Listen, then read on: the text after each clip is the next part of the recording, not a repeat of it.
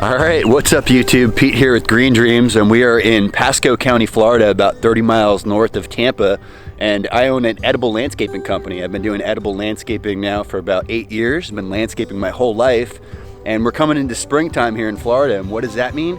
It means the best time to plant a tree, so I'm gonna do a little tree planting video for you guys here today, and you know what they say, the best time to plant a tree was 20 years ago. The second best time is now, so I think this is probably one of the most important elements when you're planting fruit trees into an edible landscaping system. These are much more important than the perennial plants. These are much more important than your nitrogen fixers, your ground covers. The fruit trees are the ones that are going to be there for the longest term. So giving them the most love, extra care, attention when they're first being installed is very important. So I'm going to tell you right now, this is how we plant fruit trees in Central Florida. This is how I plant fruit trees in Central Florida. There's lots of videos on the internet, lots of people with different methods. This might not apply to your clay-based soils. You know, this is more for a sandy soil system. This is more for Florida. This isn't the way they plant trees out there in Arizona. I've seen some videos on YouTube, and everybody has their own style and way. One thing I can tell you is we've planted thousands of trees and very successfully. And the first thing I'm going to tell you, or first two things I'm going to tell you, is high and tight. I've done another tree planting video and I can't tell you how many questions I had from people. What is high and tight? So planting the tree high out of the ground and packing the tree tight. I'll go over that again as we install this, and I have a little help here to help me film this install, so hold tight.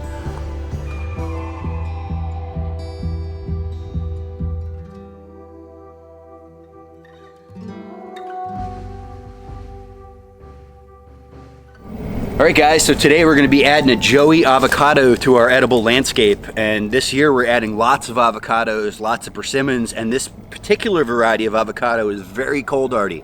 I've heard these growing all the way up to North Florida, as far north as Alabama, so this is a very cold hardy avocado. We all need lots of fats and lots of oils on our property, so everybody knows how expensive avocados are.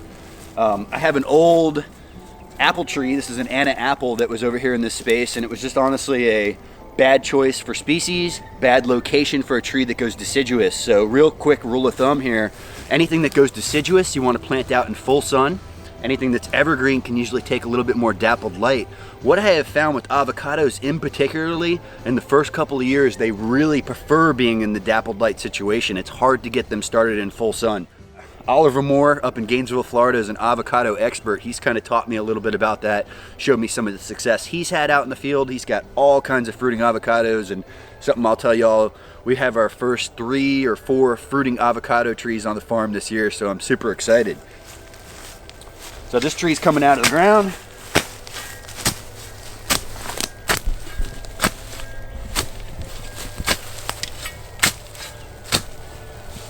And one of the guys that works for me lives up in North Florida, so I will put this in a pot and I will send this home with him. Hopefully he can get it going in a good area, maybe even get it to do some fruiting for him. So this video is mainly about planting a fruit tree, but I'll just touch base real quick. You really want to prep the area where that tree is going. Where this tree is going, I'm very fortunate. It's nothing but nitrogen fixing perennial peanut. I don't have a lot of obnoxious weeds. There's not grass already there that I need to take out of the way, so the space is kind of ready to go. I just need to prep a small hole. As far as spacing on an avocado tree, I'm looking for about at least 15 foot overhead. I'm gonna keep this tree pruned, so I'm looking for about 10 foot in between the two trees on either side of me, and about 15 foot overhead. I'm gonna pick a space that's kind of centered in between this fire bush here on my right and this plum here on my left.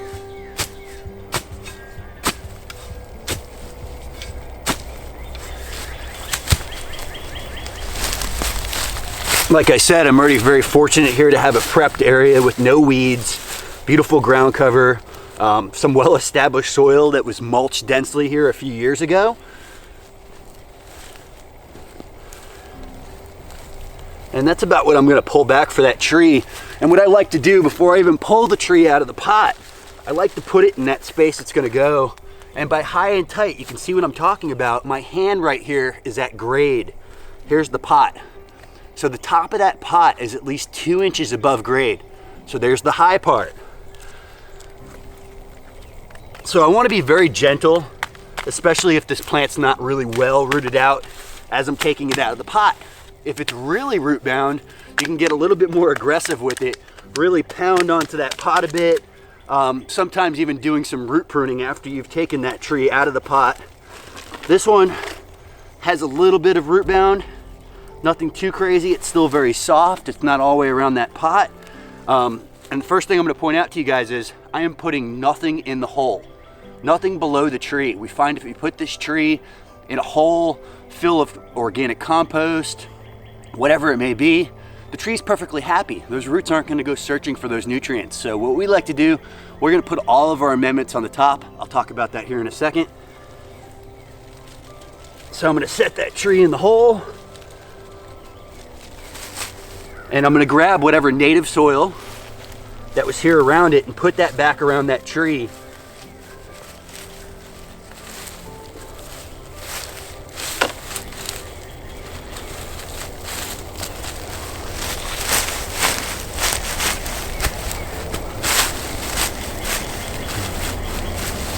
And you can see that tree is about 2 inches above the grade still.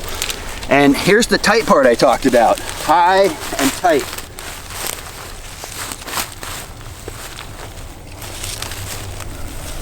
You cannot pack the tree too tight. A lot of times I'll just use my hand and I'll come all the way around it and I'll punch and really pack that soil in really well. The next step is the top dress. So this tree is pretty much planted other than the amendments we're gonna add to it. All right guys, so we just did a bunch of chop and drop in this area a couple days ago. Like I said, we're adding this new avocado, and I do a lot of consulting work. I do a lot of design work, and obviously we do a lot of installation work. Like I mentioned, we've planted thousands of trees, and the number one mistake I see when I go to a client's house is that tree planted too low or planted at ground level. And what will happen if you plant that tree at ground level, it'll end up settling. And with the grafted tree especially, that's very important to keep that graft up and above the ground. If that gets too low, you'll start to get collar rot. You'll notice ants start to come in. Before you know it, the tree will look unhealthy. It's just the number one cause of failure with fruit trees that I've seen down here in Florida. So I cannot stress to y'all enough, high and tight. Y'all ready for some amendments?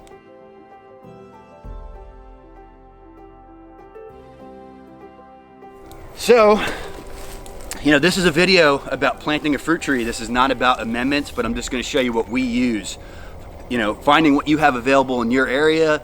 There's things that I would put on this tree that I just don't have with me here today. I don't have any wood ash. I was out. I didn't have a chance to grab any worm castings. But what I do have is pelletized Azomite, Biochar, and organic fertilizer. And then in this bucket right here, I have some granite. And by granite, I mean granite dust. So we buy granite from a local company that gets they crush it, and it's basically like the waste product. So I buy it for road base, and we use it as an amendment on our plants.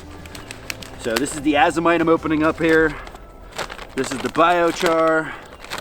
Probably shouldn't be using my trusty Felco pruners for this, and maybe dulling them on the plastic, but it works. So unless you're planting a banana or a fig tree or something that's, you know, potentially nematode susceptible here in Florida, like I said, all the amendments go at the top. It's a totally different story if we're talking about bananas, figs, papayas, things like that that are really susceptible to nematodes. We do something a little bit different. We do add some compost in the hole. We do suggest a little bit more fertilizer, and water. So something I'll point out to you guys, you know, everything that's planted here around me was watered only when it was initially installed. There is no irrigation in these areas now. So all of this stuff was given a little bit of hand watering when it was first put in, or planted during rainy season. You know, now they're well established. They're part of these living soils. They don't need regular water or tender loving care. So the method or the way or which amendment goes on first here doesn't really matter. I like to put the Azomite down towards the bottom. So I'll put 2 handfuls of the Azomite here. This is a pelletized Azomite. Last time I had more of a powdered. I'll use about 2 handfuls on the top of this tree. Most of it going just in that root zone area. Next I'm going to put on, I think I'm going to use all this granite. So this is the granite. I want to show you guys this. This is that pulverized granite. I know a couple of growers that have been really successful, claim to fame with granite on their farm. This is a newer amendment for me. This isn't something I've always been able to get my hands on. I know a lot of the big apple growers talk a lot about using granite dust and stuff. You know, this is something that's going to be in the soil profile for life. So I originally bought this as a road base, and you know, with talking to Jim Kovaleski and some other friends, they're like, we really need to try this on fruit trees. So I don't know the long-term results, but I know it'll be beneficial. So I've added some of that granite. Next, I'm going to put the biochar. For all y'all that don't know, biochar is basically charcoal that's been charged with nutrients. That's a video in itself. I'm not going to get into that right now.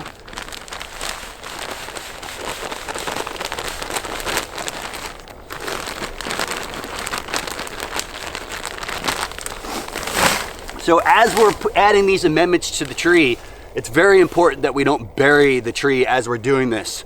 We also don't want to create a hill. What we're looking to do is create a plateau.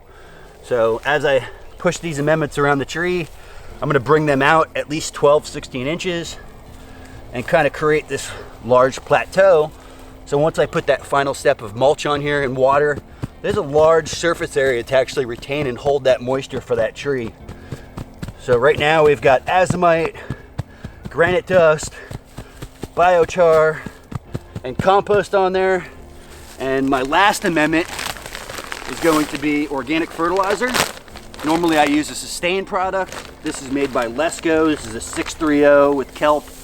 And I'll probably just use maybe a handful of fertilizer on here. And that'll be my very top.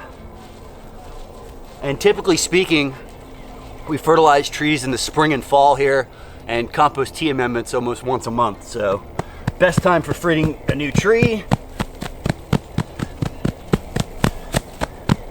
And like I said, you cannot pack this tree too tight. So I'll even go back around. This is what I do when I show up to the job sites and I'm checking on the guys. I go out and I walk around, I check the trees, I make sure they're tight in the ground. As you can see, that tree started pretty high. I just walked my 200-pound self around this and stomped it. You know, it didn't settle in much. So this is packed high, this is packed tight. The last and final amendment for this tree will be hardwood mulch. That's our #1 key to success. That's gonna help us hold moisture, that's gonna help feed the worms, and that's gonna protect that soil from the sun that it does get in this area, which tends to be quite dappled. This last and final step, I'm actually gonna be adding the hardwood mulch now, and this is a video in itself, but not all mulches are created equally. So this is hardwood mulch from my local tree service. This has leaves in it, this has twigs in it. This is actually mostly oak based. So depending on where you're located, you wanna find that climax species, that pioneer species of hardwood that grows in your area. In Central Florida, that tends to be oak. So this is what we're using, this is what I love, this is what I prefer. I'll make you guys a video just about the difference in mulch and why they aren't the same. But like I mentioned, that's kind of a video in itself.